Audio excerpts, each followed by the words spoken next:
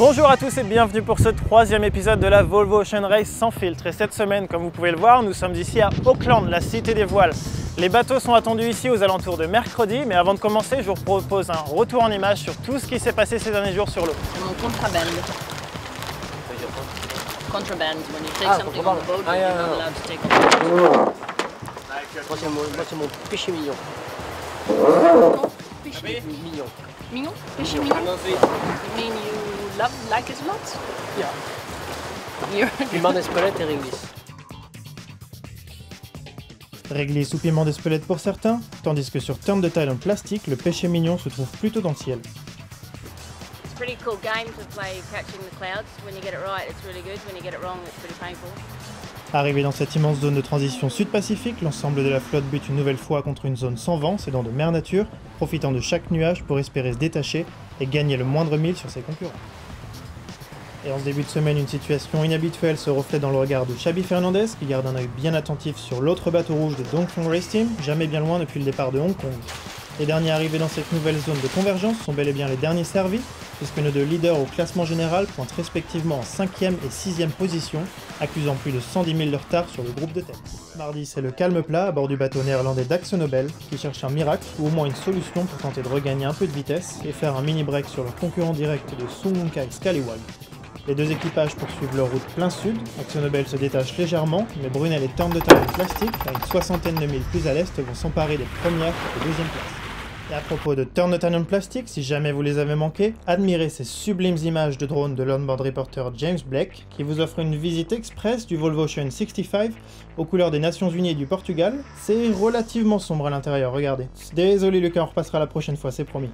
Retour à bord de Mapfre ce jeudi, il n'arrive décidément pas à se détacher de Dongfeng Race Team puisque les deux équipages naviguent à quelques mètres seulement l'un de l'autre, à croire que l'attraction entre les deux est bien réelle.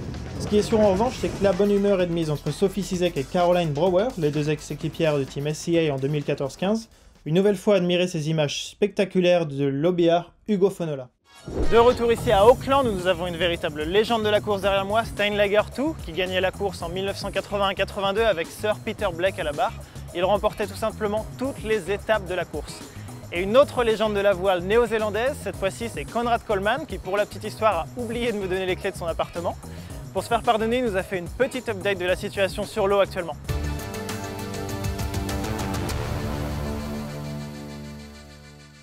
Désolé mon gars, pas de chance, mes clés sont là.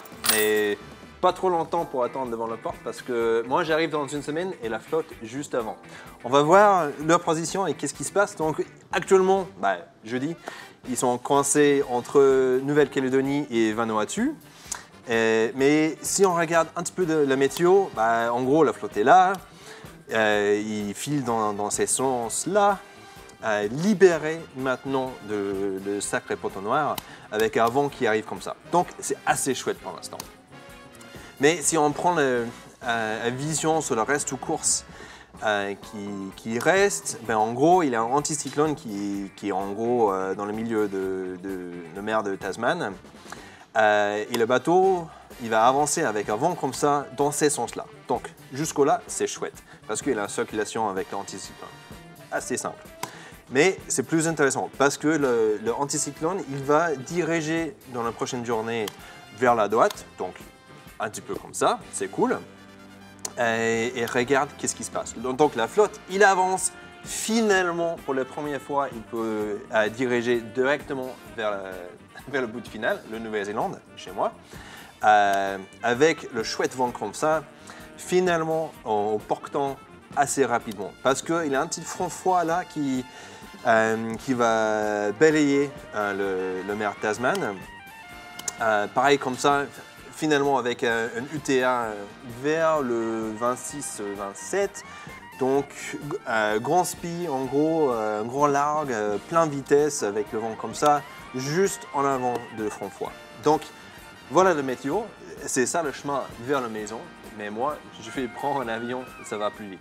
Merci beaucoup Conrad pour cette update. Et à mon tour d'essayer de t'apprendre quelque chose puisqu'on se trouve actuellement ici à ton antipode. C'est-à-dire qu'on est à l'exact opposé et que si je creusais un trou dans cette direction, j'arriverais pas trop loin du race control à Alicante. À présent, je vous propose de me suivre pour notre nouvelle section de Frenchie of the Week. Et avant le départ de cette 6e étape, on a rencontré Mary Ryu à Hong Kong. et on lui a demandé ce qu'elle emmenait dans son sac à bord du bateau. Là-dedans, alors en fait j'ai des boules qui parce que c'est un peu bruyant hein, quand même à bord. Mais le top en fait, le top du top, c'est ça. Et ça c'est top parce que ça c'est un casque anti-bruit. Ça c'est mon iPod. Alors je le branche mon casque et j'écoute la musique parce que j'ai 10 heures dessus avec pas mal de trucs que j'ai téléchargés. Bon, j'écoute un peu de tout. T'écoutes quoi par exemple? J'écoute Patrick Bruel. Non, j'écoute de tout, ça dépend des moments en fait. Du reggae, du YouTube, pas mal de musique française, de chansons françaises aussi. Donc j'ai ça et j'ai un super truc aussi, c'est ma clé. Hop. Et là-dessus, j'ai plein de films. J'ai des comédies romantiques. Ah ouais?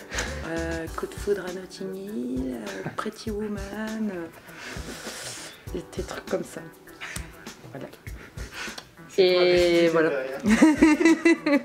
Non, mais je suis assez fleur bleue, donc voilà, je regarde ça.